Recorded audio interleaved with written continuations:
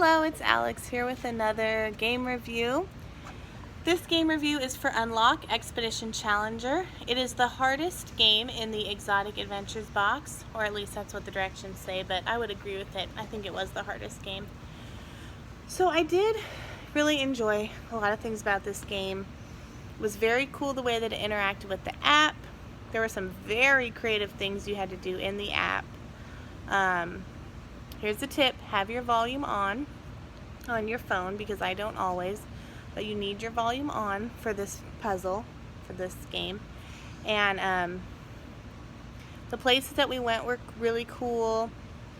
We had to try to rescue as many people as we could, so it was a kind of a different kind of premise, which was fun. And so those were the good things about the game. My biggest issue with this game is like the idea of it was so wonderful, and then the execution fell a little short. So we got really confused playing this game, because twice we got totally stuck on something, and it turns out one of them we had missed grabbing one of the cards that we needed. The other time we just were not, there was something we needed to pair to get a certain card. So we ended up looking at a solution for two different things the first time we were playing, and we ended up skipping chunks of the puzzle because we just typed in the solution, and then it was like we didn't understand how we'd gotten it, and then when it was telling us to discard certain ones after we solved it, we didn't have those cards. So it got us all kind of messed up. So I do wish that the first hint maybe that you get tells you, and I think Exit does this, and I wish Unlocked it, tells you need, cards 33, 56, and 78. I'm just making up numbers here.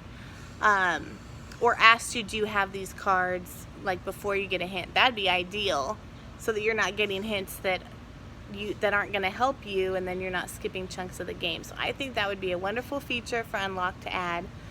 But anyway, so we got so confused because of two different solutions that we used as we were going through, and I'm like, oh no, we're skipping chunks, and then it was getting really late. So we decided to play it the next day, and so I went back through to where we were, and we got to this part where we were totally stuck, and my almost 7-year-old daughter was hanging out, and I was showing her a little bit how to play, because we had gotten, so far the night before, and she actually paired, because I showed her about the pairing, the red and the blue. She actually paired two things together that I hadn't thought to pair. And so she actually helped us move forward in the game, because we were totally stuck. You can't really get hints for objects that you need to pair. So we were stuck with, we must need to solve this code or something. So you should always try to pair objects, even though sometimes they penalize you for pairing things that don't need to be paired. But at least if you try to pair everything, you'll move ahead in the game, even when it makes no sense. And there were quite a lot of things in here that needed to be paired that didn't really make sense, in my opinion. Why would you think to pair them? But anyway, so that's another one of my tips, is just try to pair everything and see what happens. So luckily she helped us out there, and then we were able to move forward. But then we came to another part in the game where you're using a machine on the app, and you can guess to get through it. There were two machines like that.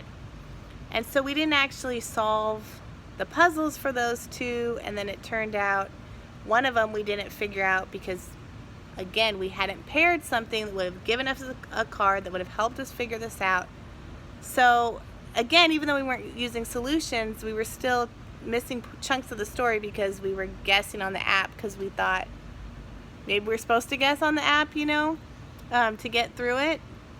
So that was just my biggest issue, was that it was really easy to miss things, and I think the hint format just needs a little bit of work. If they could, make sure that you have the right cards before they give you a hint, or especially before they give you a solution, so you're not totally messed up and confusing yourself. That would be really great. But I felt like the scoring on this game was really easy. When we played the second time, the first time we had to stop halfway through, so when we played the second time, we got 5 stars, even though it took us more than 60 minutes. And we did use a few hints, I think, even the second time when we were playing. So it was kind of nice to get 5 stars. I don't know if we deserved it, but it's kind of nice. So anyway, I will share my overall thoughts on this box in another video. But that is my review for Expedition Challenger.